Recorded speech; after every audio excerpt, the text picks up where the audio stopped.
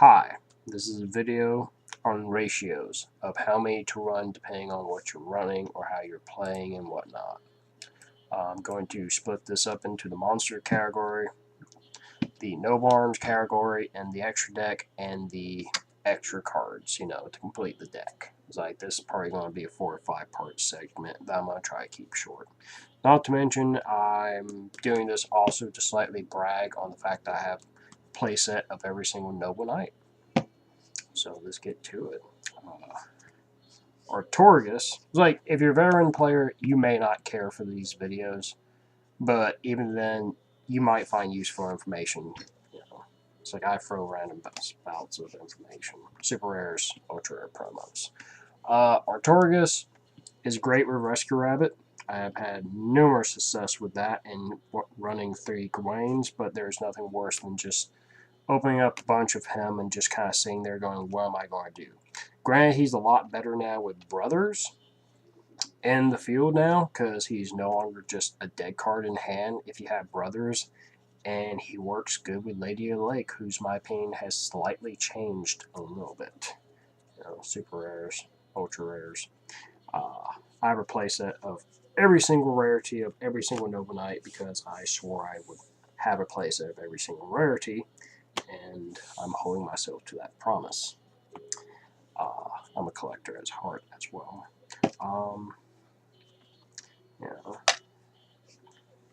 Gawain, which, by the way, if you're going to run these, you either run 1, 2, and only 3 if you're running a Rescue Rabbit. I would never recommend running past 2.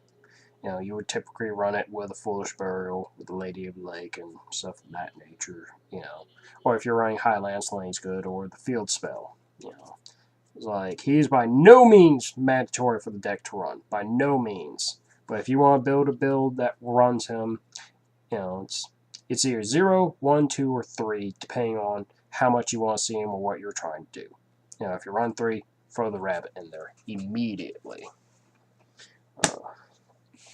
Grains, super rares, ultra rares. Really kind of a staple at 2. 1, you will never see enough and it's pointless.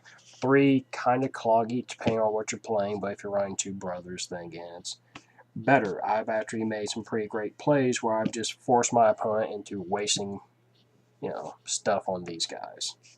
And then special them out Ector and just overlay and destroy my opponent. These allow you to just go into synchro or exceed plates and do whatever you want, even though he's special summons defense mode. 2 to 3. Don't not play him. That's a good way to say it. Don't not play Gawain.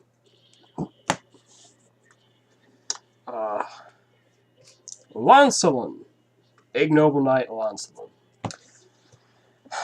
Until we got into the support and Shadow Specters, he was a 1-of because he helped you create field presence. When Shadow Specters came out, he dropped to nothing. Now that new stuff has come out, Brothers and whatnot, he's a 1-of. He's 0 to 1 depending on your build. Brothers makes him live in your hand. You can do some pretty cool combos, but then again, he's still kind of a dead card in your hand, but the cool thing is to tribute your Sacred King, summon him, King summons out another Noble Knight, preferably Ector, and then you overlay and just re-equip all over again. This is a 1-of or 0-of. Do not run more than 1. That's just bad. Ultra rare, super rare combos. Alright, so fascinatingly interesting. Madrop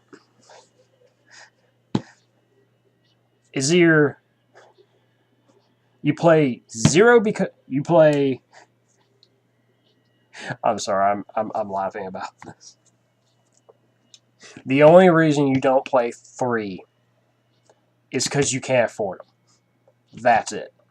It's like, you play 0 if you can't get 1, or you play wherever you have until you can get the rest. That's literally, it's 0 to 3. Like, you want 3. It's the rotor of the deck. It just allows you to do so much stuff. The deck is playable without it, but so much better with it. I'm sure someone on Pojo is going to link this video and be like, guys, check out this idiot. Whatever. I don't care. I've been at Pojo and looked up those threads and could care less. It's like very little good information that come out of there. Ultra Rares, Ultimates. Grousehead is an OTK engine / recycling engine. And if you have the round table on the field, great recycling if you put them in defense and whatnot. 18 defense, 15 attack. And truthfully, 0 or 2.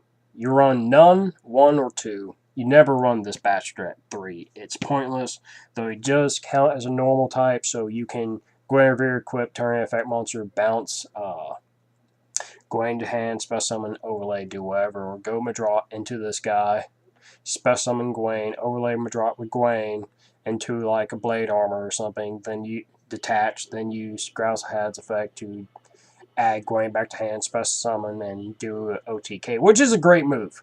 Wonderful move. Very rarely get to do it, but it is a great move. It was a wonderful idea. You know, I think that's a combo that should be done more often. Drystons. Really depends on what you're trying to do.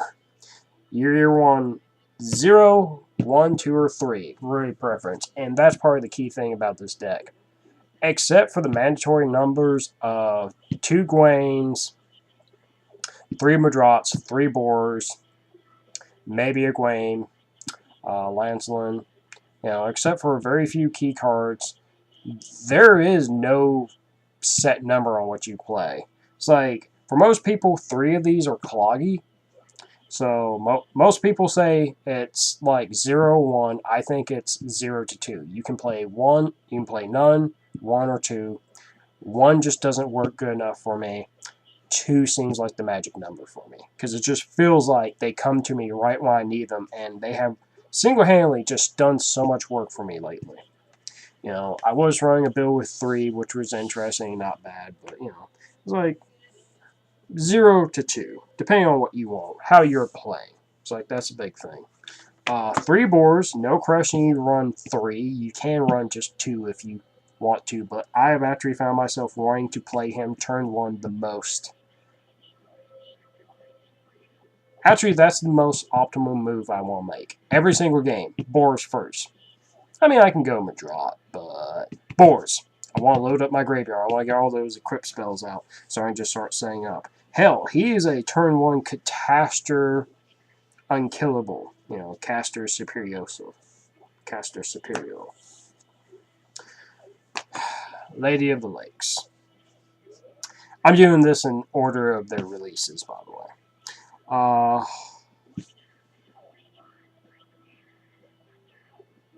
Depending on the build, most of the time you want to run 0, but you could go 1 or 2. 3 is really kind of absurd, you know, because you can work with 2. That third one just becomes pretty epically dead draw a lot. I don't have a lot of good things to say about this, but Foolish Burial it, then get Ector out, then, you know, Synchro into Highland, so it's a pretty cool move. So, like, I'm going to have to play test with these more because Ector and Brothers just really made this more of a... Roundtable has made this actually a much more viable card than it was. You know, it's like, I full-heartedly hated it before and stand by my opinions previously of it was a terrible card, but now with new support, it's more of a viable card to use.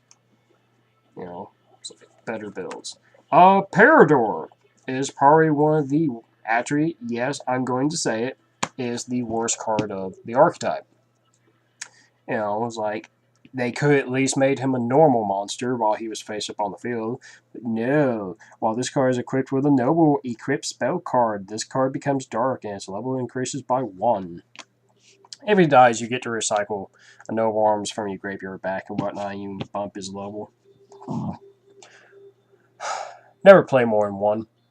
It's like 0-1. That is truly the ratio here. We're almost at 10 minutes. Actually, I can't remember if time runs out 10 minutes. Guinevere.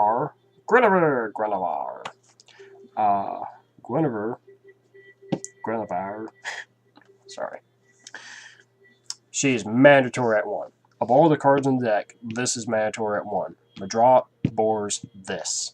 You can get away with not playing Boros just for the fact of he's expensive. This, there's no excuse. Only $10. Get one. It is mandatory at 1. A lot of players prefer 2, and I understand where they're coming from. It's like, it's a pretty good move for defense and stuff, and it's another Noble Arm card that you have multiple copies on the field, so you can start activating multiple stuff and do things. So 2 is viable, especially in a format where DD Crow is now seeing more play because of artifacts and bullshit. And, you know, if they hit 1, you want that other one, or a Dark Sparg or whatnot. So, yeah, 1 to 2, mandatory at 1. 2 is optional. If you think I'm wrong, go fuck yourself. Jokingly. It's like, that's, playing 2 is preference, is personal preference. Playing 1 is mandatory. It's like, there are certain ratios. Brothers, I don't have my other 2 yet. I will be getting them soon. This is a card I feel is mandatory at 2 and can be played at 3, personal preference. 1, you probably never going to see it. 2 is like the magic number. 3 is just like, okay, I'm getting this, like, I'm doing this. I'm doing this. And I love how he can recycle other copies of himself and you activate him. It's like multiple copies of him multiple times. But I still stand by, like, everybody's right. The fact that you can only special summon Noble Knights is really stupid. I was like, I should at least be able to special summon Lady of the Lake. Have some more synergy with that, you know. But he's a great card and he does everything we want. So, you know, I would say 2 per deck, 3 if you really want to. 1 is kind of iffy. So, Ector, I don't have the other 2 yet, but I will be getting them soon. 1 to, it's like, honestly, truly, this should be probably mandatory at 1 because it's so great and it does a lot of work. Like, if you don't want to play it, that's cool. But you're probably missing out on a lot of great plays you can do. But then again, nothing sucks than getting him to your hand and just being stuck on him if you can't make plays. Because, you know, you want to send him to the graveyard. It's like, this is a valid reason for playing Round Table and Foolish Burial. Which I don't like Foolish Burial, but I'm playing anyway. Play at 1. 3 is stupid because you can only special summon him once per turn. And 2 is really kind of pointless. So, play his cards good. And the last of the Noble Knights of the main deck, which I just have these for the laws, but they do count as Noble Knight, is Noble Knight Joan. Yes, I have a playset of Joan.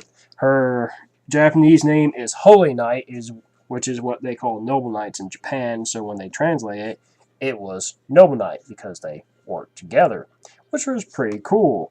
Her effect is like she's 19 attack. If this card attack, it loses 300 attack during the damage step only. If this card in your possession is destroyed by your opponent's card, either by battle or by card effect, sent to your graveyard, you can send 1 card from your hand to your graveyard, then target 1 level 4 or lower warrior type monster in your graveyard and add that target to your hand. Honestly, truly, I kind of feel this is better than Parador, as stupid and crazy as that sounds. I would much rather send, say, Lady of the Lake or High Lancelin or Ector from my hand from this being destroyed and adding another Noble Knight from my graveyard back to hand from this dying and whatnot than just having Parador. It's like, my recommendation, mandatory at 0, but if you just want to be a troll, put it at 1. It's like, that's all I got for this set. It's like, comment, rate, subscribe, and click an ad. Have a great day. I'm going to do the next video now.